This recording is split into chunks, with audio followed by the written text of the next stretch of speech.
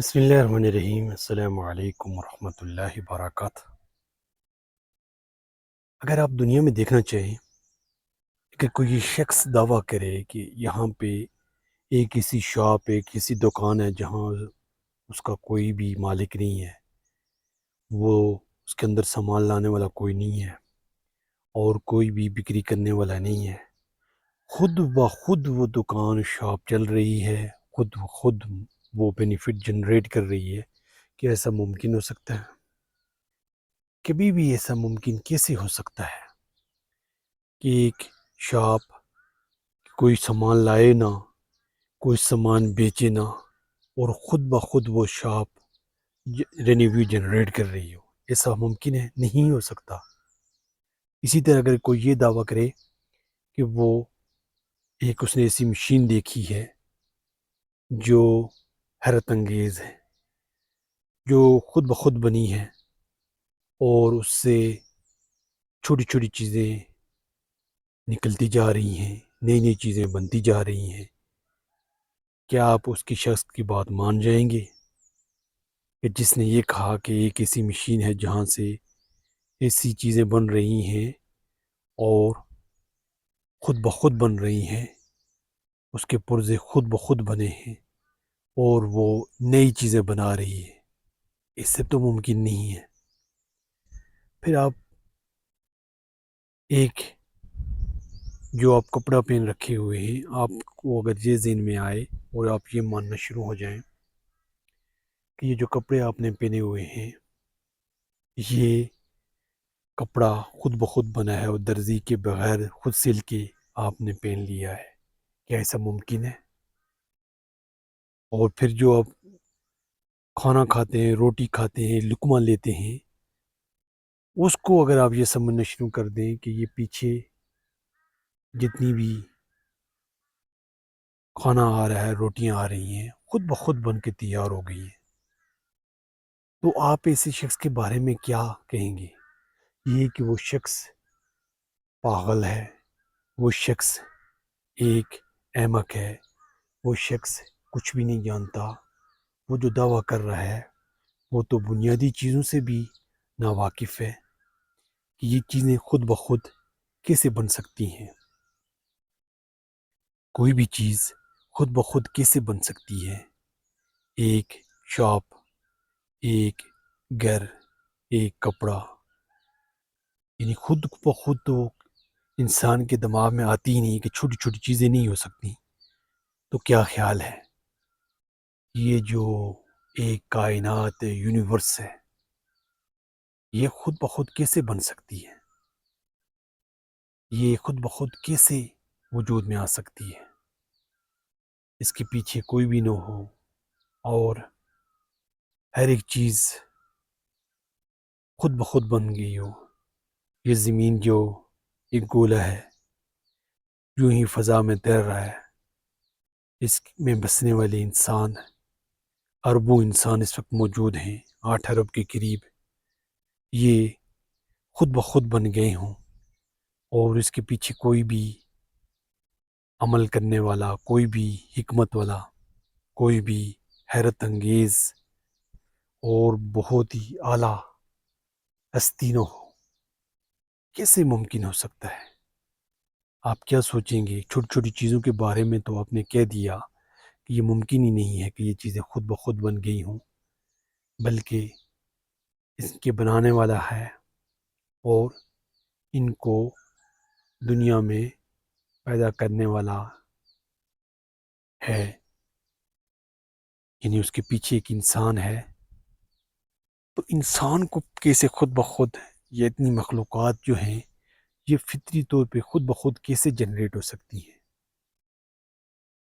کوئی یہی تو سوچے اور سمجھنے کی کوشش کرے کہ جو پانی انتہائی ضروری ہے اور وہ سمندروں سے بھاپ اڑنے والی، اور بھاپ فضا میں جہاں ضرورت ہوتی ہے وہاں لے جا کر وہاں برسا کے وہی بھاپ پھر بادلوں کی شکل میں زمین پہ، اور زمین پہ جب برستی ہے تو مردہ زمین زندہ ہو جاتی ہے، لہلاتی ہے، اس سے کھیتی اگتی ہے، جو انسان کھاتا ہے پیتا ہے، جس سے یہ غذائیں آتی ہیں، جس سے یہ فروٹ آتے ہیں، جس سے یہ ڈرائی فروٹ آتے ہیں، جس کے طرح طرح کی نت نئے چیزیں پیدا ہو رہی ہیں جو انسانی صحت کے لیے کتنی ضروری ہیں، تو کیا خیال ہے اس کارگاہ ہستی جس کے اندر اتنی بڑی آلہ کہ ایک سیارہ اس ہماری زمین سے بھی کہیں گنا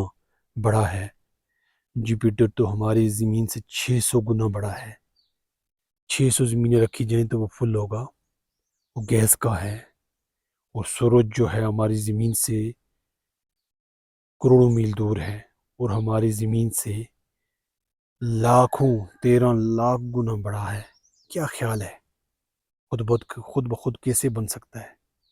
اور وہ گھوم رہے ہیں اتنے ان گنت سیارے، ان گنت، جن کی تعداد کو شمار نہیں کر سکتا، ان کو گن نہیں سکتا، لامحدود ہیں، اور ایک خوبصورت نظام تشکیل پایا ہے، ایک سسٹم موجود ہے، کیسے خود بخود بن سکتا ہے؟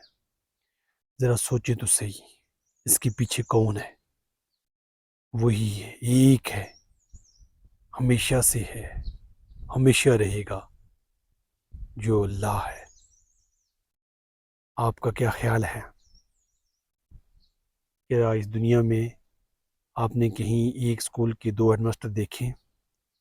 کیا کسی فوج کے 2 آپ نے چیف دیکھے؟ کیا کسی ملک کے 2 سربراہ دیکھے؟ کیا کسی گھر کے 2 آپ نے سربراہ دیکھے؟ وہ گھر، وہ ملک، وہ فوج، وہ سکول، وہ 2 ہیڈ نہیں رکھتا، تو اس بڑی کائنات اور عظیم کائنات کو ہم کیسے بھول جاتے ہیں کہ ایک سے زیادہ کچھ ہو سکتا ہے، اور اتنے کار آمد، اتنا بہترین عملی طور پہ، اتنے منظم، اتنے اچھی طرح گھوم رہی ہے، چل رہی ہے، اس کے پیچھے کون ہے؟ وہ ایک ہی ذات ہے، اللہ، اللہ، اللہ رب العالمین ہے، جو اس کائنات کو بنا کے چھوڑ نہیں دیا، بلکہ اس کی حکمت، تدبیر، اور اگر آپ یہ کہیں گے کہ ایک دم چھوڑ دیا تو کیوں نہیں وہ ایک دم سزا دیتا؟ آپ سمجھ سکتے ہیں کہ اس نے ایک مہلت دی ہے، اس نے ایک وقت مقرر کیا ہے، اس نے موقع دیا ہے، وہ جانتا ہے، وہ بڑے محبت والی ذات ہے، مہربان ذات ہے، وہ جانتا ہے کہ انسان کو موقع دیا جائے، بھول جاتا ہے انسان، اس موقع سے وہ فائدہ کیسے اٹھائے، اس موقع کو وہ کس طرح غنیمت جانے، تو اس پہ اس کو موقع دیا گیا ہے انسان کو کہ وہ اپنی غلطیوں سے تائب ہو جائے، اپنی غلطیوں سے اس کے راستے میں واپس آ جائے، تاکہ یہ جو ہستی ہے، یہ جو کائنات کا مالک ہے، جو ہمیشہ سے ہے اور ہمیشہ رہے گا، جس کو کوئی موت نہیں ہے، جو ہر ایک چیز پہ حاوی ہے، جو مالک الملک ہے، جو کائنات کا رب ہے، جو بھولتا اور چوکتا نہیں ہے، جس کی تدبیر اور اعلیٰ ہے، ایک ایسی ذات ہے جسے ہم کسی مثال سے کیسے سمجھ سکتے ہیں؟ ہم تو انسان ہیں، ہمارے پاس تو کچھ چیزیں ہوں گی، ان کو دیکھ کے اندازہ لگائیں گے۔ وہ رب تمام مثل سے پاک ہے، تمام عیبوں سے پاک ہے، تمام چیزوں سے پاک ہے، جن کے اندر نقص ہو، جن کے اندر کمی ہو، جن کے اندر کوئی بھی حقائق نہ ہوں، بدل جانے والے ہوں، اور ختم ہو جانے والے ہوں، اور مٹ جانے والے ہوں، اور پسکیرے جانے والے ہوں، اور کچھ مدت کے لیے اور وہ چیزیں جو سہارے کے بغیر چل نہیں سکتی، جن کو سہارے کی ضرورت ہے، ان سے ہم کیا سمجھ سکتے ہیں؟